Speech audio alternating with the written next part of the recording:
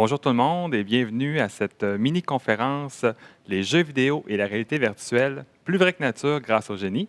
Je m'appelle Louis-Xavier Proux, je suis maître d'enseignement en mathématiques ici à l'ETS. Et je m'appelle Valérie Goilier. Je suis moi aussi maître d'enseignement en mathématiques. La mini-conférence va se diviser en deux portions. On va prendre un petit 15 minutes pour faire un bref survol de ce que peut faire un ingénieur en jeux vidéo et en réalité virtuelle. Puis après, vous pourrez poser vos questions parce qu'on aura deux étudiants avec nous, Kirby et Romain, qui pourront y répondre. Fait que vous avez le clavardage et il y a Camille et Magali qui vont nous transmettre vos questions. Fait qu'hésitez pas quand on sera rendu là. Alors, on peut démarrer? On est prêt, allons-y. Comme vous le savez sûrement, hein, la réalité virtuelle et la réalité augmentée, c'est surtout associé au milieu du divertissement. Je pense ici, entre autres, aux jeux vidéo. Récemment, dans les dernières années, on a connu le fameux Pokémon Go, là, qui a comme un peu démocratisé la réalité augmentée. Mais c'est également aussi des technologies qui sont utilisées dans d'autres domaines. Donc, je pense entre autres au secteur de la formation professionnelle. Maintenant, on utilise la réalité virtuelle finalement pour former ou du moins simuler des accidents sur les chantiers de la construction. Puis comme ça, on peut adapter ou former les gens à faire des bonnes méthodes de prévention. C'est aussi utilisé dans le domaine médical. On va former des futurs médecins, futurs chirurgiens avec les opérations d'un point de vue avec la réalité virtuelle maintenant. L'ingénieur, finalement, qui travaille dans ce domaine-là, va utiliser les casques de lunettes 3D, va utiliser les capteurs de mouvement et faire des programmes qui vont permettre de justement simuler un environnement virtuel qui va émuler la réalité.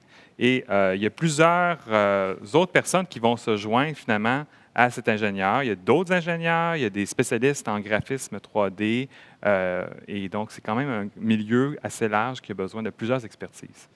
Puis là, tu nous as parlé quand même d'applications plus sérieuses, mais même en jeux vidéo, là, pour les joueurs, ils utilisent là, ces casques-là. Oui, oui, OK. La réalité virtuelle puis la réalité augmentée, ils ont quand même un lien assez fort avec le jeu vidéo. Puis comme vous le savez peut-être, bien, Montréal est devenu une plaque tournante internationale en ce qui concerne la création de jeux vidéo. Il y a plusieurs grands titres même qui ont été créés ici à Montréal. Je pense entre autres à Far Cry, à Call of Duty ou encore Assassin's Creed. Donc tous ces jeux ont été faits ici dans Island, entre autres. Le programmeur en jeux vidéo, c'est souvent un ingénieur informatique ou un ingénieur logiciel. Peut-être que tu peux nous glisser un mot de qu'est-ce que ça fait, un ingénieur logiciel? Bien, c'est simple, c'est lui qui va finalement faire tout le code pour faire fonctionner un jeu, hein. Il va créer finalement ces mondes virtuels-là grâce à des outils comme les mathématiques, la physique et les logiciels. Mais si on veut parler de quel poste il va occuper dans le monde du jeu vidéo, ben, on ne va pas tous les nommer, mais on pourrait en nommer deux. Par exemple, il pourrait être programmeur de jeu, là, de gameplay. Fait que lui, c'est vraiment lui qui va développer tous les mécanismes de jeu. Fait qu'en fonction du design de jeu, il va analyser les besoins, puis finalement organiser le code pour programmer les actions, les comportements des personnages et finalement le déroulement de l'histoire pour que l'expérience de jeu soit la plus agréable possible pour le joueur. Il pourrait être aussi programmeur réseau là, dans une entreprise de jeux, puisque, évidemment, il y a de plus en plus de jeux en ligne. Et là, il devra certainement bien programmer, mais aussi avoir des connaissances sur les protocoles réseau, puis l'ingénierie client-serveur. Puis à l'ETS, on a aussi une expertise dans le domaine. On est présentement en direct du campus dans le pavillon D où se trouvent tous les clubs étudiants. Déjà, si les jeux vidéo vous intéressent, je peux tout de suite penser au club LAN ETS qui organise la plus grande pas compétition, mais oui, compétition de jeux en réseau maintenant en Amérique du Nord. Il y a 2000 participants qui se réunissent, pas sur le campus, mais au Palais des Congrès, parce que le campus n'est plus assez grand pour accueillir tout ce monde. Il y a également le club étudiant Conjure qui a, lui, qui développe vraiment des jeux et des médias interactifs. Donc, ils ont aussi toute une plateforme de réalité virtuelle disponible sur le campus. Puis du côté de la recherche, bien, on a différents groupes de professeurs qui utilisent la réalité virtuelle augmentée. Il y a des profs qui travaillent en ce moment sur tout l'aspect de réadaptation dans les hôpitaux et également en chirurgie. Puis pour vous donner un autre exemple, il y a également un groupe de recherche qui s'appelle le GRID qui utilise la réalité augmentée pour les projets en génie et construction. Puis Louis-Xavier, pour le bénéfice des gens à la maison, tu pourrais-tu nous dire un petit peu ce que ça prend comme qualité là, pour travailler dans ce domaine-là? Je pense que je vais surprendre personne quand je vais dire que ça prend quand même des connaissances accrues en informatique, mais heureusement, on a tout ce qu'il faut ici en termes de programme Altes pour vous donner ces compétences. Il faut également être créatif. On veut essayer d'émuler en quelque sorte la réalité d'un point de vue virtuel. Puis il faut aussi inclure une nouvelle technologie. Fait que beaucoup de créativité, c'est important pour ce domaine.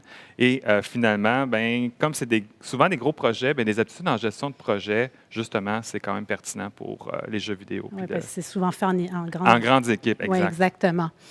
Puis, ben, il y a évidemment, pour aller travailler dans l'univers du jeu vidéo, il y a de nombreuses expertises qui sont nécessaires. Il y a des artistes du son, de l'image qui y travaillent, mais il faut quand même mentionner que la plus grande proportion des gens qui sont embauchés viennent d'un background informatique, là, génie logiciel, génie informatique. Ici, à l'ETS, ben, on a 2 baccalauréats en informatique qui offrent une spécialité en jeux vidéo et réalité virtuelle. Ben, il y a d'abord le baccalauréat en génie logiciel et celui en génie des technologies de l'information. Dans ce bac-là, ben, il est possible de prendre des cours qui sont reliés au domaine, par exemple ingénierie et conception de jeux vidéo ou bien réalité virtuelle et augmentée. Bref, il y a évidemment plus de cours que ça que vous pouvez choisir pour vous spécialiser. Mais vous pourriez aussi finalement aller dans cet univers-là avec un bac en génie électrique parce qu'évidemment, il y a beaucoup de dispositifs reliés aux jeux vidéo. Puis, il y a même des projets d'interface cerveau-machine, contrôler le jeu par la pensée. OK, là, je suis surpris. C'est pas de la science-fiction. Il y a des gens qui travaillent là-dessus. OK, super intéressant.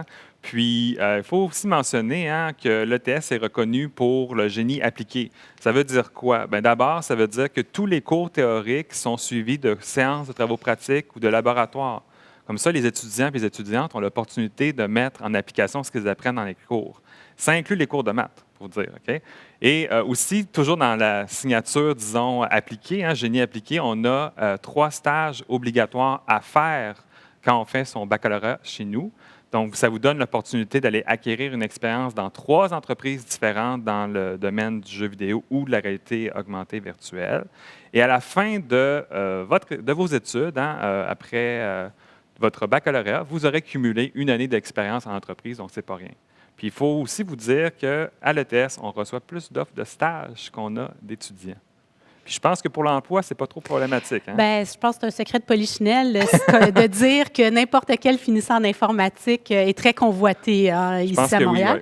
Oui. Et c'est la même chose pour le jeu vidéo et la réalité virtuelle.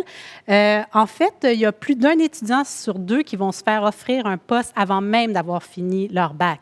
On vous suggère de finir, là. Tout à fait. Mais où est-ce qu'ils peuvent travailler? Bien, évidemment, on a des grands studios ici, Ubisoft, Electronic Arts, Gameloft. Mais il y en a des plus petits, qu'on dit indépendants ou indie, là, où il est possible de travailler. Du côté de la réalité augmentée, bien, on pourrait peut-être mentionner Moment Factory. Je suis sûre qu'il y en a beaucoup qui connaissent. Vous savez, c'est l'entreprise qui illumine le pont Jacques-Cartier le soir, qui fait des projets dans ce domaine-là. Puis une autre entreprise, ce sont les studios Félix et Paul. Ah, je connais pas. Oui, ils se spécialisent dans la création de films en réalité virtuelle. Okay. Leur dernière production, ils ont filmé pendant 2 ans David Saint-Jacques dans l'espace avec ses collègues astronautes. Wow. Donc, de beaux projets du côté du cinéma aussi. Super. Et ça termine déjà notre petite présentation de la thématique de l'ETS et finalement, qu'est-ce qu'une personne en génie logiciel peut faire pour les jeux vidéo et la réalité augmentée et virtuelle. Donc, restez avec nous, ce n'est pas terminé. Après la courte vidéo qui suit, on va recevoir 2 étudiants qui vont nous parler de leur parcours. C'est Kirby et Romain qui vont se joindre à nous. À tout de suite. Donc, pour moi, 3 mots qui définiraient un ingénieur, ça serait créativité, débrouillardise, puis innovation. Une ingénieure, c'est polyvalent, c'est créatif et c'est débrouillard. Pourquoi l'ETS? L'ETS, c'est vraiment l'école qui est réputée pour les clubs étudiants, pour les stages. Les labos, l'application de tout ce qu'on fait en classe, puis les stages. Mon premier stage m'a permis de me rendre compte de qu'est-ce que j'aimais faire, qu'est-ce que j'aimais pas faire. Et donc, je me suis réorienté plus précisément sur mon 2e stage, également sur mon 3e stage. Le contact qu'on a avec les professeurs, comme j'ai des cours qu'on est juste 12 étudiants, donc on a une réponse vraiment immédiate à nos questions. On a vraiment un contact privilégié avec les enseignants. Mais en fait, j'ai choisi l'ETS parce que c'était la seule université qui se basait pas sur la cote R du cégep. Puis maintenant, ça ne m'a pas empêché d'avoir vraiment des bons résultats. Dans mon parcours, le test, ce serait vraiment mon premier dans le test. Je pense toute l'adrénaline, comme la bonne pression qui a été mise sur moi puis les autres nouveaux qui étaient embarqués cette année-là, c'est quelque chose qui était vraiment unique puis qui m'a quand même vraiment réveillé pour justement toute l'aventure que j'ai entreprise jusqu'à maintenant avec ces clubs. Il y a un événement qui m'a le plus marqué dans ma carrière étudiante. Ça a été en 2017, quand avec mon club étudiant, on a organisé l'AN ETS de 2017. Ça a été la première année où j'étais le plus en charge, j'avais le plus de responsabilités. Puis ce qui m'avait énormément plu, c'était la satisfaction d'avoir réalisé, accompli ma mission, puis de voir les participants pour lesquels j'ai travaillé pendant des mois, de les voir ébahis, émerveillés de voir l'événement qu'on leur a préparé. Le futur du domaine de jeux vidéo, je pense que c'est vraiment un domaine qui est croissant. On commence déjà à voir justement que les compétitions de e-sport, de jeux vidéo, commencent à prendre de plus en plus de place, même dans les médias actuels. Montréal est chanceux d'être une région les plus reconnues mondialement justement pour le développement de jeux vidéo. Puis on va pas mal sûr qu'on continue à le faire. On a beaucoup de développeurs indépendants aussi qui commencent à surgir d'un peu partout. Fait que je vois juste de façon positive le futur des jeux vidéo. Les jeux vidéo représentent honnêtement pour ma vie une grande partie. Puis c'est vraiment qu'est-ce qui a fait en sorte que je puisse avoir un premier contact avec mes amis, en quelque sorte. La communauté du gaming a vraiment affecté ma vie de façon positive. C'est quand je suis rentré dans le club scientifique Conjure que c'est là que j'ai découvert qu'il y a un niveau de programmation qui est super le fun.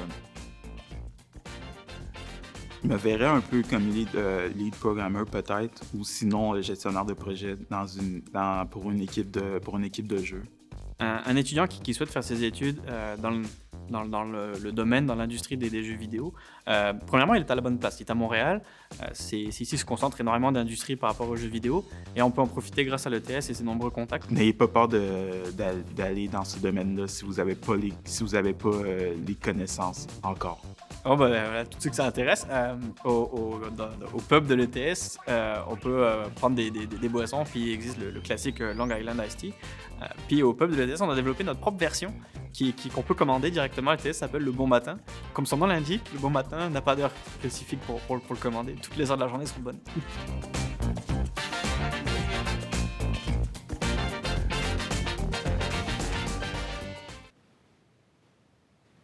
Et c'est maintenant la période de questions. Alors, allez au clavardage. Il y a Camille et Magali qui vont prendre vos questions et nous les transmettre.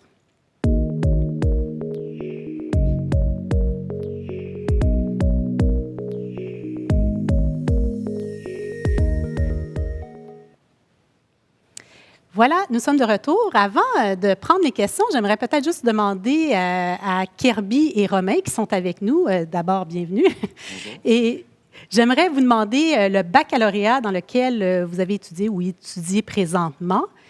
Alors, je vais commencer avec toi, Romain. Oui, bonjour. Moi, j'ai fait un baccalauréat en génie des technologies de l'information à l'ETS. Excellent. Kirby? Bonjour. Également, comme Romain, j'ai fait le bac en génie des technologies de l'information. Merci, excellent. On peut commencer avec les questions du public. La question est pour Kirby. Ton moment préféré à l'ETS, c'était dans le cadre d'une compétition pour laquelle tu as reçu une nomination et un prix. Peux-tu nous en dire plus? C'était avec un club, avec un projet? Peux-tu nous parler de ça? Oui. C'était en 2018. C'était dans le cadre du concours universitaire Ubisoft. Le thème, c'était « Changer le monde ». Puis c'était notre première année, dans le fond, avec moi, j'étais dans le club Conjure, ça faisait 2 ans. Puis donc là, c'était le premier gros projet en envergure que j'avais. Donc là, dans le fond, le thème, c'était, comme je l'ai dit, c'était « Changer le monde ». Puis on a fait un jeu qui s'appelait 6 km. Dans le fond, le but de ce jeu-là, c'était que c'était 2 enfants qui devraient apporter le plus d'eau possible à leur famille. C'était dans un environnement un peu péruvien. On avait un membre de notre équipe qui était péruvienne, donc il nous a donné l'idée un peu de cet environnement-là. Donc là, grâce au jeu qu'on a fait, on a eu une nomination pour le respect du thème, puis on a gagné aussi le prix du jury. Donc, c'était vraiment un des moments où j'étais le plus fier, parce que c'était une des premières fois que j'avais reçu un prix pour quelque chose que j'ai fait. Je pense que tu as raison vraiment d'être fier. C'est un super beau projet, ça, pour le jeu. On va passer à une autre question. Ah, cette fois-ci, c'est une question pour Romain de la part de Ahmad. Est-ce que le côté jeu vidéo et réalité virtuelle est exprimé de la même façon en production automatisée et robotique, surtout à la maîtrise? Alors, moi, je n'ai pas fait la maîtrise. J'étais étudiant au baccalauréat. Fait que je n'ai pas été dans les cours vraiment poussés en maîtrise. Par contre, dans les cours du baccalauréat, en TI, on est très orienté, pas sur le jeu vidéo ou la réalité virtuelle particulièrement, mais plus sur l'image, le traitement de l'image, comment fonctionne l'image, une photo, des pixels. Tout ça, on le voit très bien en détail, les couleurs, etc. On voit aussi les technologies en arrière, comment les informations vont s'échanger entre différents systèmes. On parle aussi des différents systèmes en tant que tels. Par contre, par rapport à la production automatisée, on est quand même assez loin, mais on peut toujours imaginer que c'est ça la force de l'informatique en général, je pense. Ça s'applique en fait à tous les domaines. Dans toutes les compagnies, aujourd'hui, il y a un secteur informatique plus ou moins poussé, c'est sûr, mais l'informatique, en fait, il y en a partout. Fait que la production automatisée, on ne le voit pas précisément à l'ETS. La maîtrise, je ne sais pas exactement, mais au baccalauréat, on survole un petit peu de tout. Puis je pense qu'on peut quand même, si on est motivé dans ce domaine-là, aller chercher un petit peu plus, puis aller regarder production automatisée, qu'est-ce qu'on peut y ajouter. Fait que ça donne une bonne base quand même. Je rappelle aussi que pour les questions un petit peu plus pointues sur les parcours, vous pouvez vous adresser au département et ça leur fera plaisir de répondre à vos questions. On va prendre une autre question. Celle-ci est pour Kirby. Est-ce possible de commencer le bac en TI même si on n'a jamais codé? Une bonne question. C'est une excellente question, puis la réponse est absolument. Parce que, je vais vous donner un exemple. Moi, au cégep, j'avais fait un DEC en gestion de réseau. Donc, à part les scripts, j'avais aucunement notion du code et tout. Donc, quand je suis rentré à l'ETS, il y avait un test un test de niveau pour savoir dans quel cours que tu vas commencer, s'il faut que tu aies un cours de mise à niveau ou le premier cours du bac en TI. Donc, c'est ça. Donc, moi, j'ai décidé de absolument vouloir faire le cours de mise à niveau, étant donné que j'avais pas vraiment beaucoup de notions en codage. Puis ça m'a vraiment grandement aidé pour la suite du bac. Donc, si on n'a jamais fait de code puis tu vas aller en bac en TI, il n'y a pas de problème. Il y a des profs qui sont excellents pour aider à apprendre le codage. Fait que tu suggères de se lancer. Ouais, le cours de mise à niveau, c'était suffisant pour, après ça, rouler dans le bac. Puis, super. On va prendre une autre question. D'ailleurs, Kirby, quand tu programmes, tu utilises quel langage? Puis toi, tu nous l'as dit, tu ne savais pas coder avant, mais maintenant, tu utilises quel langage? Mais dans le fond, avec le Club Conjure, on a deux engins où on code les jeux vidéo.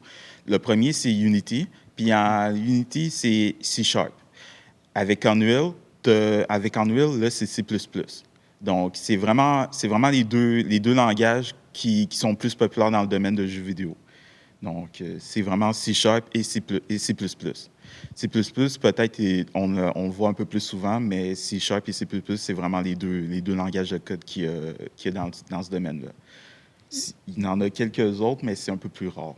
Puis c'est ce que vous utilisez à l'ETS. Exactement. Ouais. Puis si je peux ajouter, d'ailleurs, en tout cas, comme quand je suis arrivé, je pense qu'on a appris en même temps, les premiers cours pour les bases, pour comprendre la fonctionnalité, comment fonctionne le code très général, on utilisait du Java. Je sais qu'il y a beaucoup de cours qui évoluent très souvent parce que l'industrie veut ça. Ça évolue extrêmement vite. Maintenant, il y a des cours que j'ai faits en Java, maintenant ils sont faits en Ruby. Puis je pense que ça va même encore évoluer.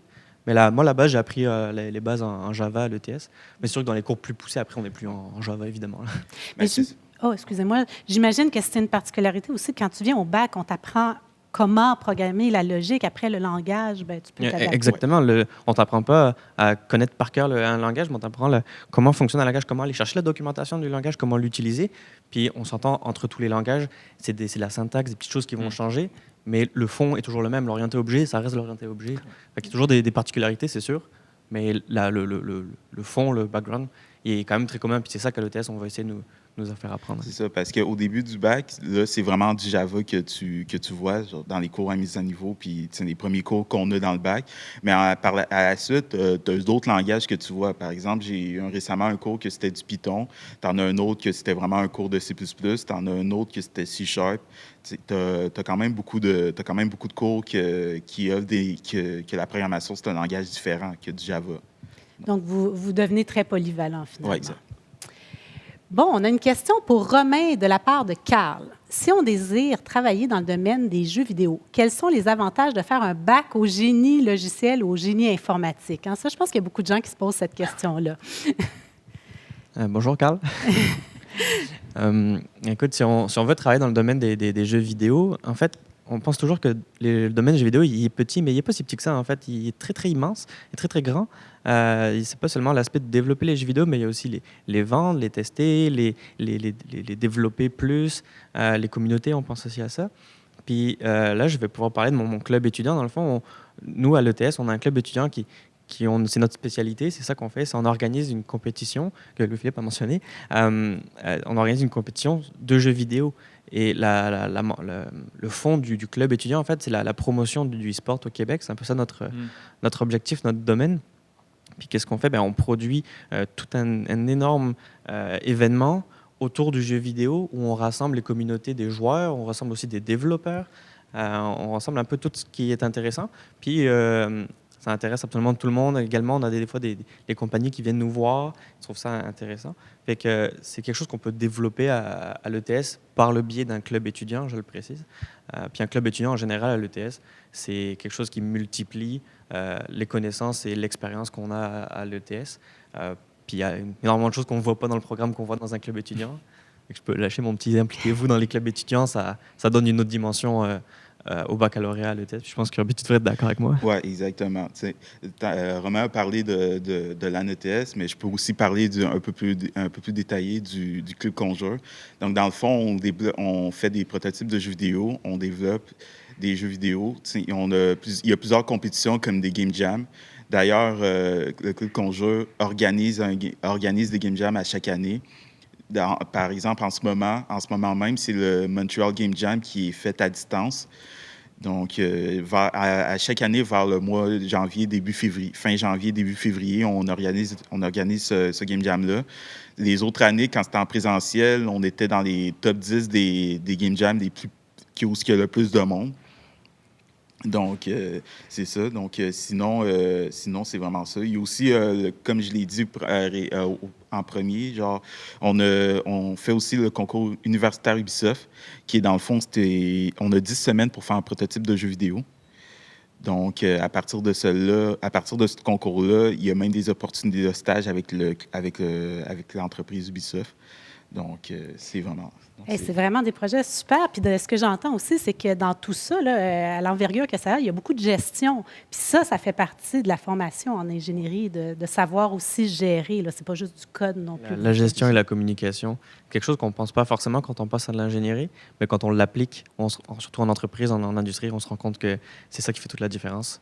Un ingénieur, moi, je suis convaincu, doit être capable de bien communiquer, parce que l'ingénieur doit parler à plein de monde, au final. Il ne peut pas travailler tout seul dans son coin, c'est impossible. Puis ça, c'est quelque chose qui est important. La communication puis la gestion, oui. Là. C'est ça. Des fois, on peut penser que tu es un informaticien, tu as le stéréotype de tu communiques pas, mais c'est vraiment pas le cas. Comme j'ai dit, comme Romain l'a dit, la gestion de projet et tout, comment préparer une grosse compétition d'envergure. Il y a aussi même même quand je parle de Game Jam et tout, c'est vraiment la communication est vraiment importante. Mais les concours aussi plus gros comme le concours Ubisoft, il y a plusieurs personnes qui sont dans des domaines différents. On est une équipe de 8, mais dans ces 8-là, on n'est pas tous dans la même université. Donc, il faut vraiment avoir une bonne communication. Donc, petite question rapide. Il y a des filles aussi? Oui, dans le domaine? Dans le domaine, bien évidemment, là, il y en a toujours. C'est sûr que n'importe qui fait des études dans l'informatique en général, on n'est pas dans un domaine où les filles sont en majorité. Mais par contre, il y a une tendance qui a tendance à augmenter. Moi, je l'ai vu tout au long de mon bac. C'est sûr que depuis que je suis en informatique, ben, je sais là, on n'est pas à 50-50% malheureusement, mais ça augmente de plus en plus. Puis je pense que quelque chose, ça se démocratise beaucoup. Au début, c'était vraiment il y a une fille qui est en train de jouer avec nous. Ah, c'est la fille, qu'est-ce que c'est? Mais maintenant, on est vraiment non, c'est quelqu'un, il n'y a pas de différence, pas de problème. Puis au contraire, au LAN ETS, nous, on a des équipes 100% féminines qui viennent. Puis c'est des grandes équipes quand même. Là. Fait que, ils mettent une sacrée claque à des fois à des équipes qui se disent pro, puis finalement. Alors, l'invitation est lancée à tout le monde. Donc, je vais prendre une autre question. Question de Mehdi. Quelles notions de mathématiques sont les plus mises en avant lors du développement de jeux vidéo? Ça, j'ai très hâte de vous entendre répondre là-dessus. Il y a un cours en particulier que je trouve qui est vraiment important dans le domaine du jeu vidéo. Puis c'est le cours d'algèbre linéaire. Algèbre linéaire et vectorielle. Donc, c'est dans le fond, dans le domaine du jeu vidéo, il y a beaucoup de physique et beaucoup de mathématiques. Ça peut avoir l'air fou, mais il en a vraiment beaucoup, dépendamment de quel type de jeu que tu veux faire. Donc, pour assurer le réalisme. Là. Exactement. Tu sais, par exemple, si par exemple un jeu de baseball, par exemple, tu frappes la balle de baseball, il y a une force d'impulsion. Donc, il faut que tu sois capable de calculer faire le calcul pour que ça soit le plus réel possible. Donc c'est vraiment, ce cours-là, il est vraiment important dans ce domaine-là. Excellent. On peut peut-être prendre une autre question de Adam. Avez-vous abordé la programmation réseau lors de vos cours? Je ne sais pas qui veut répondre. Romain, peut-être? Oui. J'ai appris, en fait, tous les deux un background en réseau avant l'ETS. Oui, on a des cours en réseau. On en a même plusieurs. On a des cours vraiment de base qui nous expliquent vraiment le protocole de base, comment fonctionne une switch, un routeur, comment fonctionne l'Internet en général. Puis on a des cours un peu plus avancés où on voit des nouvelles technologies. Je me rappelle, on a vu des technologies comme le MPLS ou quoi, des nouvelles technologies qu'on voit en industrie, qu'on applique en industrie. Puis aujourd'hui, moi, j'ai un poste dans une grande compagnie de télécommunications au Canada. Puis c'est des technologies sur lesquelles on travaille aujourd'hui. C'est assez intéressant. Le programme, c'est ça que je trouve bien, le test, il s'adapte. Puis il y a des cours que j'ai commencé depuis mon programme. Je sais que maintenant, ils ont complètement changé. Ils ont été refondus parce que le programme en TI doit s'adapter constamment à l'industrie. Puis c'est ça la force aussi de l'ETS.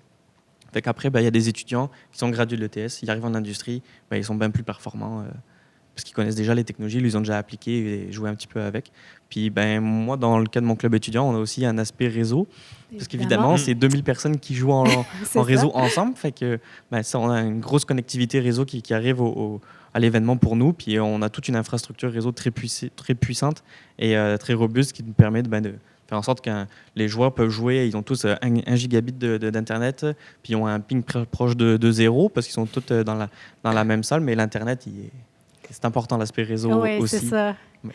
Alors, merci pour cette précision-là. On a une question de Carl. Pour les concours de jeux, qu'est-ce que vous faites pour l'audio, la musique, les effets? Je ne sais pas. Kirby, tu veux répondre? C'est une excellente question. Je vais donner l'exemple des Game Jam puis des concours. C'est ça. Tantôt, j'avais mentionné qu'on est plusieurs. Il y a plusieurs personnes qui sont dans d'autres universités, qui pourraient avoir des métiers différents et tout. Pour l'audio et tout, ça, c'est la plupart du temps, c'est quelqu'un d'autre hors de notre université qui le fait. Donc, quand je mentionnais tantôt que la communication est vraiment importante, on n'est pas, c'est pas juste des programmeurs qui peut être dans une équipe. Il y a des programmeurs, il y a des artistes, il y a des designers, il y a du monde pour l'audio et pour faire les effets. Donc, c'est vraiment ça.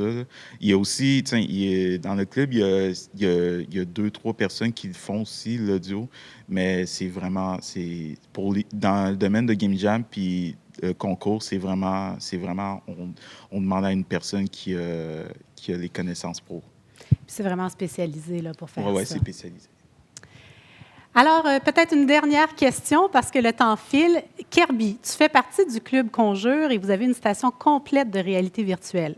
À quoi ça sert, cette station-là? Quel genre de projet vous pouvez faire avec ça? Oui, donc je peux détailler un peu la station qu'on a. Ça s'appelle la station qu'on a, ça s'appelle l'Omni. Dans le fond, c'est une station où ce qu'on peut capter le mouvement de la personne. On l'utilise aussi avec cette station-là, l'HTCV Vibe. J'avais un peu de misère pour le dire. Oui, bien, je suis contente que ça soit toi qui l'aies dit. Oui, c'est ça. C'est ça. Donc, dans le fond, grâce à cette station-là, on peut faire des jeux un peu plus un peu plus réel, où ce que le joueur est vraiment immergé dans l'environnement. Donc, on avait déjà, avant la pandémie, malheureusement, on avait une idée où on pouvait faire un gros jeu qui pourrait vraiment représenter notre club et tout. Mais en ce moment, c'est pas mal en pause, mais on peut faire plein de jeux vidéo avec. On avait essayé de faire un genre de Super Mario, où que dans le fond, tu te déplaces, tu es vraiment dans l'environnement, puis tu attaques les ennemis et tout. Okay. Donc, c'est vraiment ça. Donc, en ce moment, on a quelques projets qui sont en pause, mais dès que ça sera fini, on recommencera pas mal les projets sur cette station-là. Bien, écoutez, on vous remercie infiniment, Romain et Kirby. Je pense que vous me donnez même le goût de retourner aux études. Ça a l'air vraiment le fun ce que vous faites, là.